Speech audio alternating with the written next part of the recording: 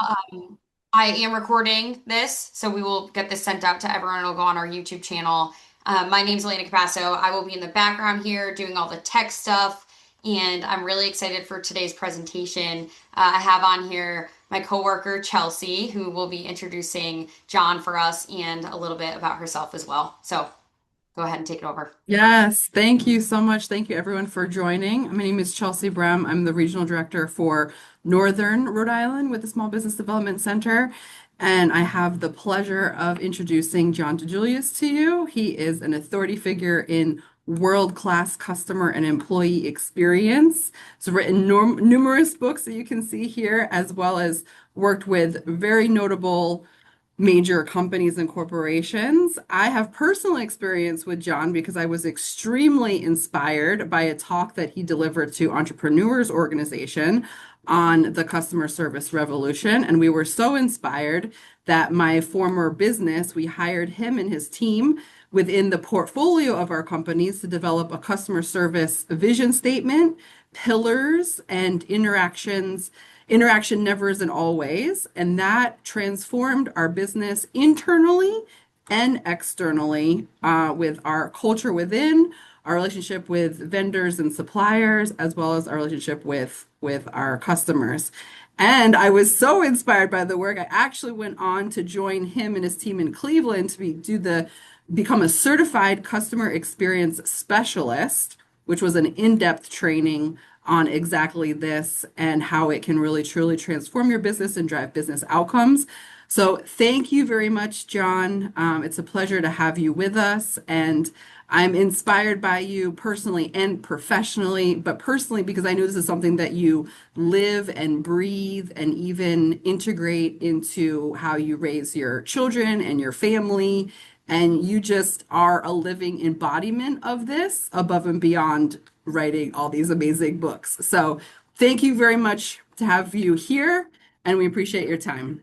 Wow, I'm very humbled. Thank you, Chelsea and Elena, and welcome SBDC. If you were scheduled to be on a couple weeks ago and I called in sick, I am so sorry that I did that to you. Hopefully, I can make it up for you today. So let's get after it. I'm going to be taking questions at the end. Write them down. Beat me up. Anything I miss or need to land it more in your parking lot, ask me, put me on the spot. But the biggest question I get asked as a consultant is, where are we at with the recession? Is it coming? Is it inevitable? Has it started? Well, here's what I could tell you for certainty, that we've been in a recession for nearly 6 years now, a customer service recession. And everyone on this webinar, listening to it, watching it, is a customer, is a consumer, is a guest, is a client of someone else. So you know firsthand that, how bad it is, across all industries. It has hit a 2-decade low. Okay. And you've been on the receiving end, right? It started with, the Great Resignation. We had trickflation, where people were changing, the packaging, smaller. You're getting less, but they were charging more. We have tarifflation, and we have inflation. And the big one that's driving us all crazy is tipflation. Great set, bro. Now take a look at this screen real quick. Okay. Thanks for the spot. Everywhere you go, there's a tip screen. There's just no escaping it. Thanks. Let me know if you need anything else. No, I'm good. And how does this make you feel? Bad. And do you, Michael? Think I'm doing a good job? Should heal up in a couple of weeks. Just one more question. Ouch. One last thing. Just one more question. Well, I'm afraid not. Right? But I got to be honest, I want mine. So at the end of the presentation, I'm going to put a QR code that you can tip me based on my presentation. Just kidding. Just kidding. All this, right? It's caused the experience gap. The experience gap is people are paying more and they're receiving less. One of the things I hear over and over again is that customers have higher expectations than ever before. I disagree. I think the bar is so low that they don't have higher expectations, but customers are so less tolerant of crappy service, and they take it out on people and companies, whether it's through social media, however they're amplifying it, which I totally get, right? But so you got to weaponize the opportunity, and make the experience you deliver both to team members and your customers, whether customers, clients, guests, patients, tenants, whatever you may call them. But here's the good news: the companies that are obsessed with the customer experience outperform their competitors by 400%. This is the only slide you actually need if you want to take a picture of it. But this is how you get every slide I'm presenting today, and you could share it with your team. You could do the QR code or go to tdg.click, Riz BDC. So I'll show that again at the end when we're taking questions, but let's get after it. Love to ask companies when I'm speaking to one, company full staff is how do you feel that you deliver an excellent experience? And so often, I have to count the hands that don't go up. Okay. And the closer you get to the front line, the customer facing employees, the more they're convinced. Bain & Company asked that same question to 300 different organizations. And 80% of the leaders from these organizations said they felt that they provided an excellent experience. Yet what they didn't know is at the same time, they were surveying 3,000 of their customers, and only 8% of their customers agreed with them. So who's right? I do not subscribe to the customer's always right, but we all better realize, and everyone that works for us better realize, that we're in the customer perception business. So one of the primary reason why there's a disconnect between what people think they're providing and what customers, clients think they're receiving is that the customer-facing employee in most businesses is not the customer. Not the same age, range, demographic, quality of life. So think about the person parking cars, the kid, right? And I call anyone 25 and under a kid, parking cars at the Ritz-Carlton, working valet. He's never stayed at a Ritz-Carlton. Okay. So think about the people that are handling the frontline customer interactions, and then think about your customer. Okay. My first business, that actually next week is our 33rd year anniversary, is what we started as a small 900 square foot salon 33 years ago, and today is a chain of upscale salons and spas in the Cleveland area. Now, my average employee in that business is a mid to late 20 female hairdresser, nail technician, okay, single. Our average guest, okay, that's what we call our customer, is a 42 to 58-year-old professional female, okay? So let's look at, well, what's a 26-year-old single hairdresser know what it's like to be a 50-year-old man or woman, where 24 hours enough time in a day, 36 hours doesn't get it done, right? Raising kids, aging parents, stress at work, relationships, sales quota. It doesn't mean we change who we hire. It means that we have to teach our employees, all of our employees, back of the house, front of the house, support staff, invisible service providers, what our average customer is dealing with. So for this case, hundreds and hundreds of companies we've helped create a day in the life of a customer, from Chick-fil-A to Starbucks to Price Waterhouse. I'm going to show you one.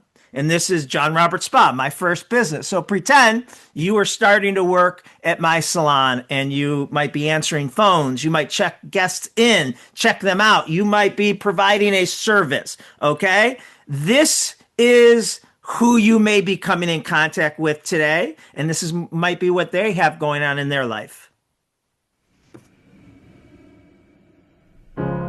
You're broken down and tired of living life on the merry-go-round. and you can't find a fighter, but I see it in you, so we gon' walk it out. Move mountains, we gon' walk it out and move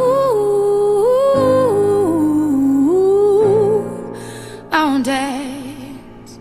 And I'll rise up, I'll rise like the day. I'll rise up, I'll rise unafraid. I'll rise up, and I'll do it 1,000 times again. And I'll rise up, I'll like the waves. I'll rise up, in spite of the ache. I'll rise up, and I'll do it 1,000 times again. You,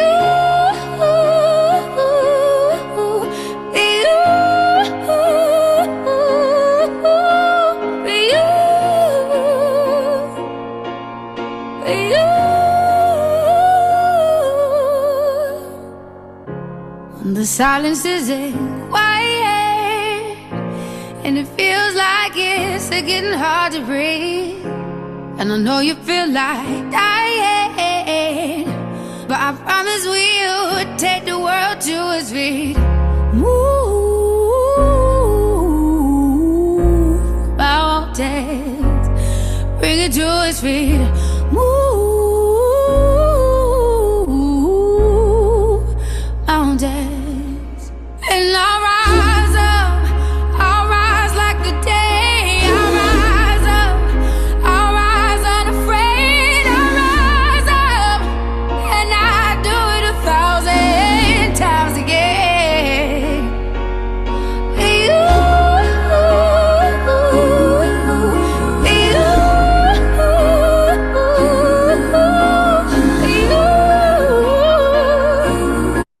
Okay.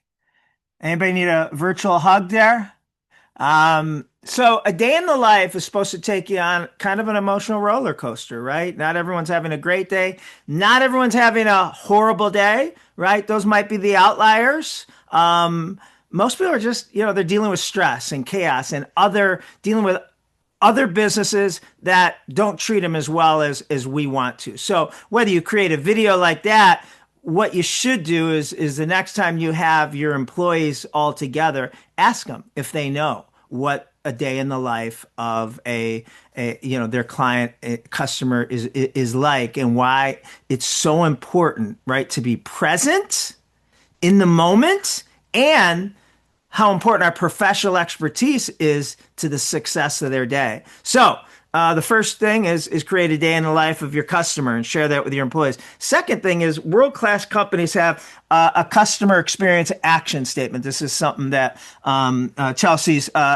previous company did, and it's basically your North Star. It's a clear call to action of what every employee should intentionally be doing every time they interact with a customer. Now, I've started 3 businesses, okay? And I love my mission statements. I love my purpose statements, core values. But if you go up to any of my 150 employees in any of the 3 brands and say, hey, what's our mission statement? I'm pretty sure no one will get it right.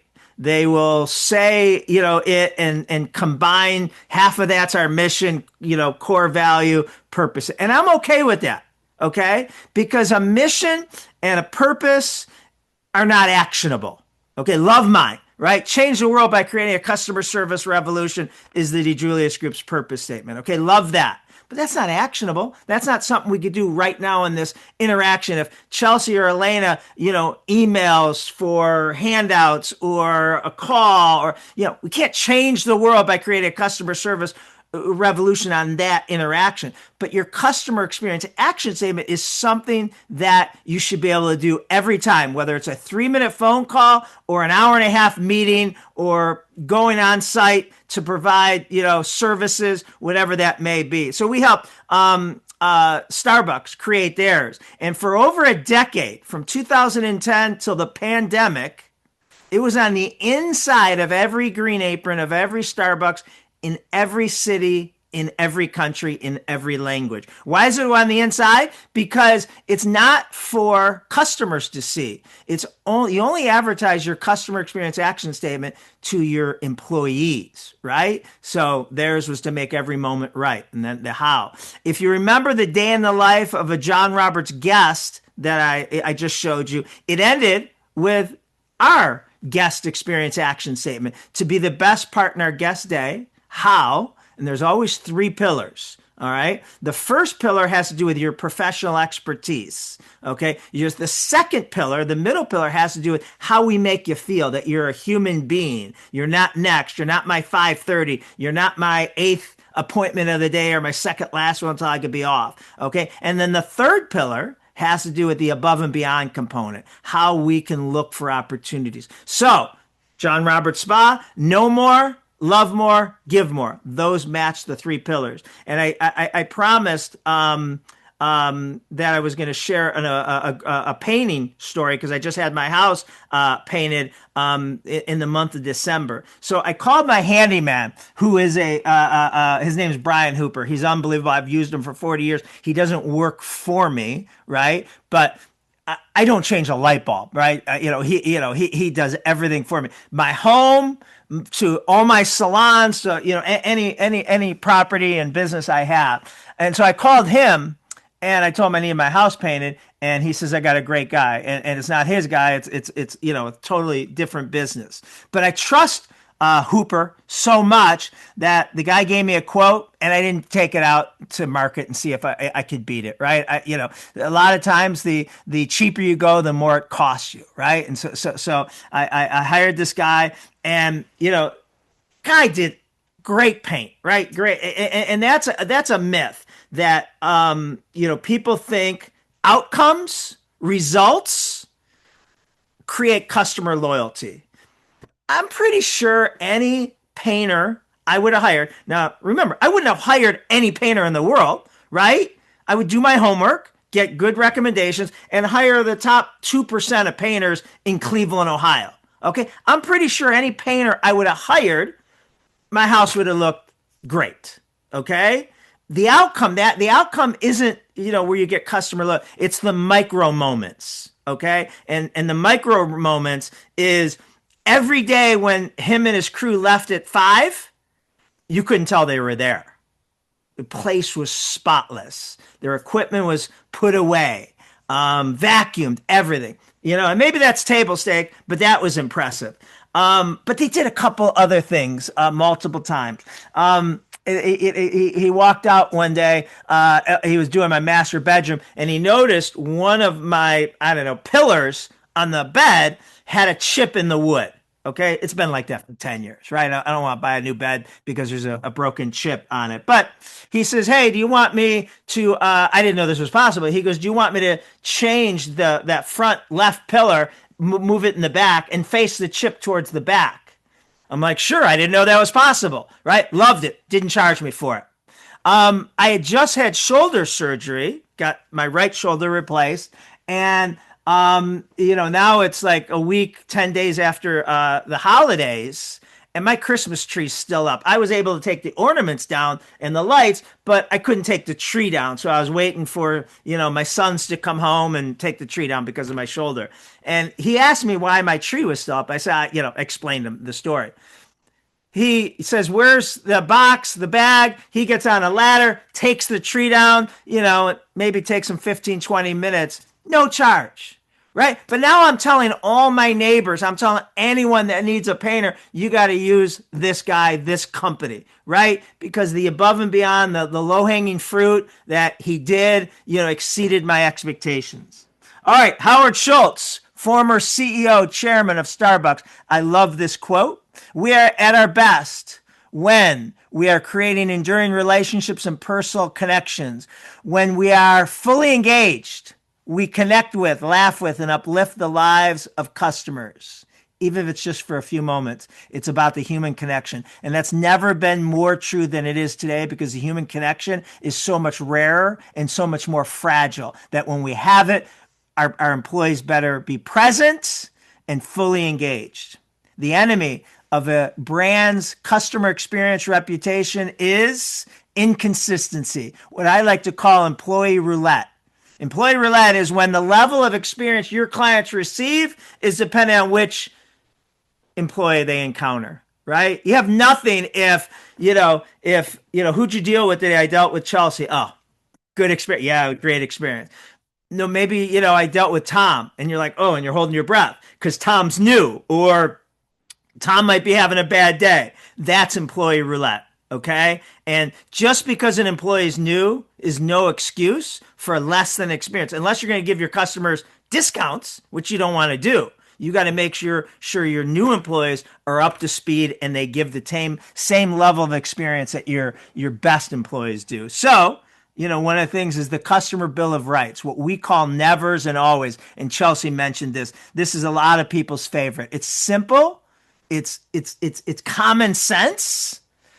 Things you would never do or always do if the situation presents itself. While it's simple and common sense, you're going to see that the nevers happen to you too often as a customer, and you'll probably cringe that it happens to your employees might be doing it. So never point, always show. Now, a lot of us think of that as, if you're at a restaurant or a hotel and you're asking someone where the restroom is or where a certain place is, and they're supposed to show you. But for anyone that is B2B, manufacturing, or does interactions over the phone in an email, you can be guilty of pointing by saying, hey, you can get that off our website. That's the pointing versus let me send you the link. The pointing is, oh, you need to speak to Elena about that. She can get that for you, but she's off till tomorrow. You might want to call her back tomorrow. That would be the pointing. The showing is, let me see if I can get that for you, or let me have Elena call you first thing tomorrow. All right. Never say no. The always is not say yes. We can't say yes to everything, okay? The always is focus on what you can do. Just don't use the word no. No is a negative trigger. No is Latin for I am lazy, and I'm not going to help you figure this out, okay? Never say no problem. Instead, say certainly, my pleasure, absolutely, I'd be happy to. You're welcome. Cold transfer versus a warm transfer, that's usually over the phone, right? If someone calls up and I speak to and we just transfer them, that's a cold transfer. Versus a warm transfer is might tell them who's calling. It's John DiJulius from the DiJulius group, and then whoever picks up and says, John, how are you? How's Cleveland? That's a warm transfer. Similar inside of business. If you're going from one department to another, that's a cold handoff versus a warm handoff, right? Overshare, that's a big one. Employees are guilty of, for two reasons. One, we overshare because we just speak too much, and we can't do that. They don't need to know about last night and we had too many drinks or, whatever. But a lot of times in business, we overshare because I want to make sure it wasn't my fault. Okay. I gave her your message. I told shipping that you wanted it by Friday. We've had a lot of turnover in shipping. Shipping never reads the notes we send them. That's oversharing. Okay. Just take care of it, make it right, handle it. But the customer doesn't need to know about our dysfunctionality. Never assume. Always set clear expectations. Be in the certainty business. Never only say, I don't know. I am fine with when someone says I don't know, as long as they follow up with, but let me find out. Okay. Never show frustration publicly. Be a duck. A duck is the most graceful, beautiful thing gliding across the water, what no one sees or knows. It's paddling like hell. Okay. Underneath. So a customer shouldn't pay for, my next call, my next Zoom, my next meeting. Shouldn't pay for my last meeting. Maybe my last meeting was bad. Maybe I didn't get the sale. Maybe I had a customer yell at me. Maybe I got a ticket on the way to work. Okay? Be a duck, right? No one should pay for, any previous experience. Never accept fine or okay. I promise you, my companies get more complaints than probably yours. Two reasons. One, we do drop the ball. Don't love that. But two, we actually solicit complaints. And I know that sounds crazy, but fine is the F-bomb of customer service, right? If Chelsea's at my spa today and she's checking out and she just dropped $350 and we say, how was your experience? And she says, it was fine, right? Fine sucks. Fine means let me pay, get the hell out of here, and go call Elena who recommended you and tell her, thanks, but no thanks. And let me go post on Facebook what a ripoff it is. Okay. So if it's not a superlative, we don't let them leave, right? We make it right. It's not trying to get anyone in trouble. We just don't accept fine or okay. Never make the customer wrong. They're not always right? But make the situation right. Never forget you're on stage.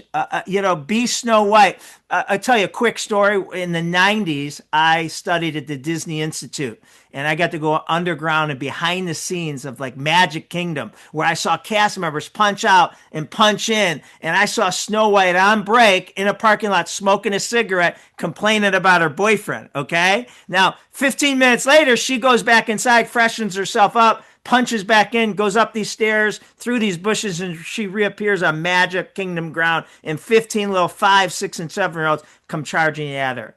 And she turns back into this beautiful angelic princess posing for pictures, signing their pads.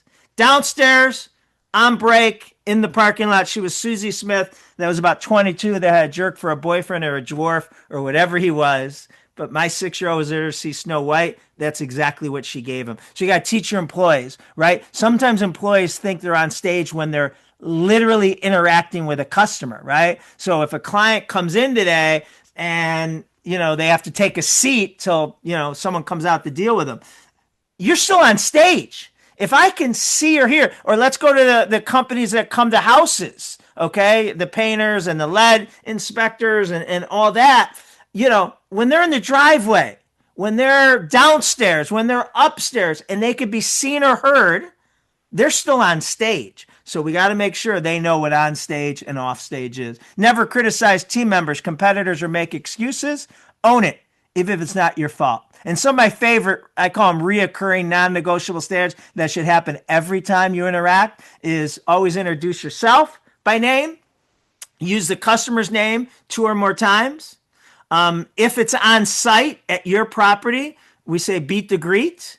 Beat the greet means no one says hi to you first, right? 15-5 means you come within 15 feet of anyone, you smile and nod. You come within 5 feet, you say something to good morning, welcome back, great to see you again. Even if you're walking by them to get to someone else, okay? Smile is part of the uniform. When I was involved in the salons, and that was 25 plus years ago, day to day, I'd send people home for being out of uniform. I'd go up to someone and say, you don't seem happy. They'd say, I am. I'd say, you are? And they'd say, yeah. I said, well, tell your face. Your face has no idea, right? So I love this. There's no interaction you can't use this on. Over the phone, in a Zoom, in an email, or face-to-face, right? Is there anything else I can do for you today, Elena, right? Making Elena feel that she is it. Even though I got 6 people behind her, 6 blinking lights, I'm late for my next meeting, just by wrapping up that. And finally, the last one, execute the 5 E's. The 5 E's, and so you might want to write this down because this isn't a slide, but world-class companies remove personal interpretations, okay? So if I told 100 employees to deliver genuine hospitality, how many interpretations would I get? 100.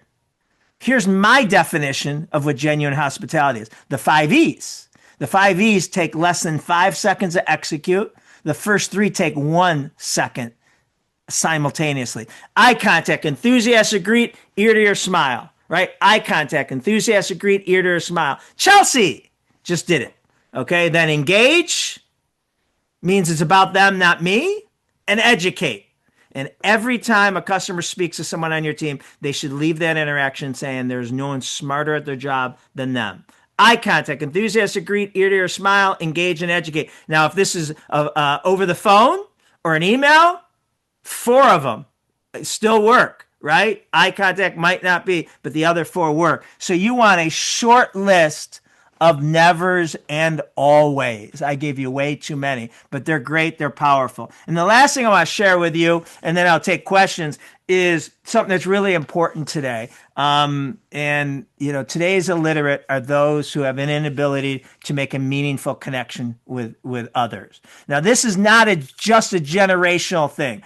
Every generation has a decline in people skills. Okay. I did a TEDx talk called Meet as Strangers, Leave as Friends. If you download the slides, you'll get a link to it. It's 9 minutes and 31 seconds. Show it to your team. If you have kids 8 or older, show it to them. And it just talks about it's about how to build an instant rapport with someone else. Okay. So how do you do that? First thing is remember everyone we come in contact with has an invisible sign above their head that says, make me feel important, right? You do, I do, the UPS driver does, everyone. Stephen Covey said, people don't listen with the intent of understanding. They listen with the intent of replying, right? I'm sure everyone agrees with that.